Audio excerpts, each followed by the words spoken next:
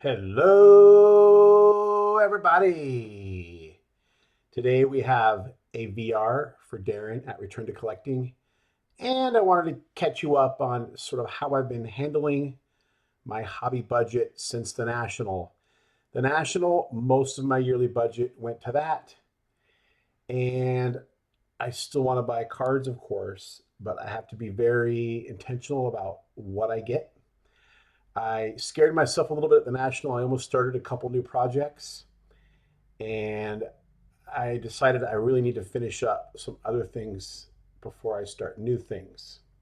So what I've done is I've put everything that I want to get cards toward on like a rotational basis. And every time I save up, $50 to $100, I buy something for that thing, and then I move down the list to the next thing. So an example would be my 64 and 73 top sets. I put first in the rotation, and I already got a Pete Rose on the way for that. So that's good. And then I have some people I want to get Christmas gifts for. I would love to get gifts for everybody, but I have some ideas for certain people, and I put that next in the rotation. Like I said, I get 50, $100, $150, put it toward that.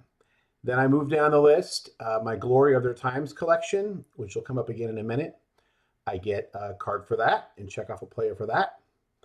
And then I go into my TTMs that require money and do 50, $60 worth of those. And then I can buy a Hall of Fame autograph. And so that satisfies, and then right back into the rotation with the tops 64 and 73 set needs. By the way, if you can help me out with these, please let me know.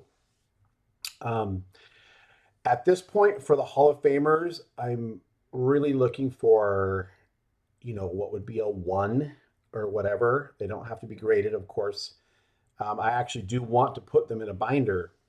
So if you have, for an example, you see I still need the Mandel for 64, and you have a copy, you value it at about $100. Please don't just send it to me. Let's talk about it, and then when I have the money, then we'll work it out that way. And everything else, the Schmidt, about the same. Probably spend $70 to $100 on something that would look decent in a binder. It doesn't need to be ripped in half, but it doesn't need to be pristine either. Of course, far from it. So let me know if you can help out with those.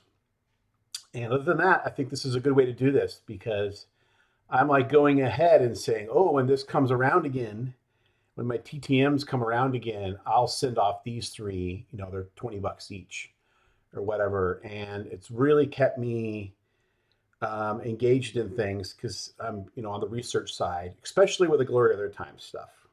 Okay. So I think you understand how that goes. Return to Collecting, 1,000 subs. Congratulations, Darren.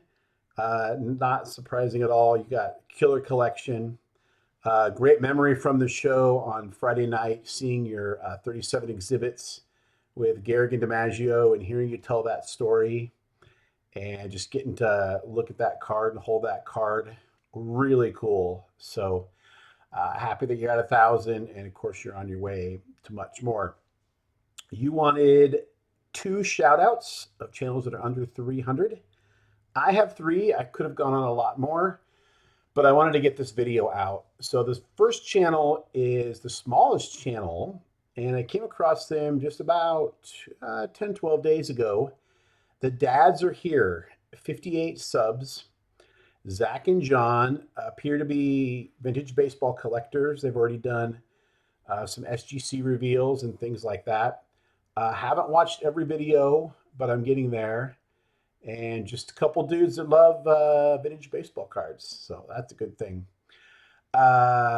Everyday card collector Jason. He's on every live stream. He's at the National. He's at Strongsville.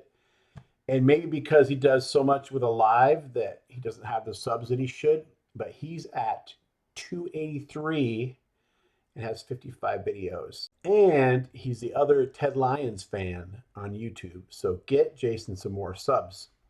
Last one for now, Warren D in CLE. Was happy enough to meet him at the Thursday get together, and really cool guy. Good to have more Cleveland people in the fold. He's at 215 for subs, and he has 36 videos up.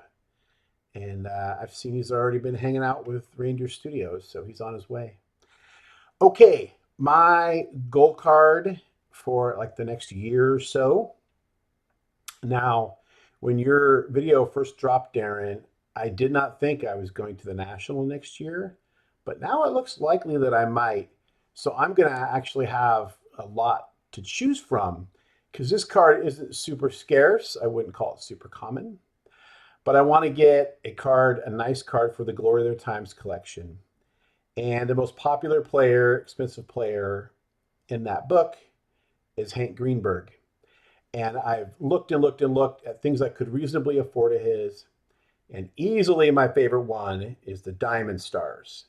So I am setting that goal. I think I could get one that would be nice for me at about $800, $700 to $1,000, depending on other variables. And certainly I could find something like that in Chicago if I go. So how do I do all this other stuff I talked about and still save for this Greenberg card? Well, I'm so glad you asked. I've always wanted to do like the giant coin bank, instead of just having a little piggy bank. Every time you get spare change, you throw it in there. And, hopefully in a year or so or 10 months, you have something substantial.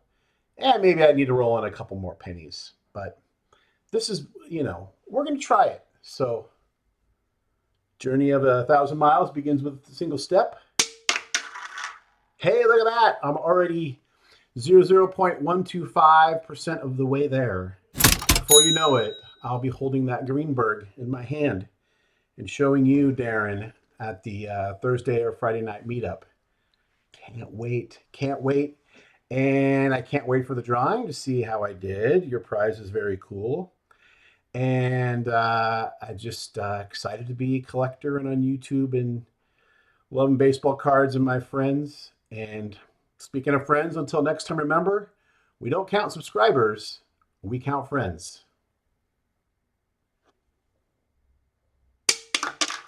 Yes.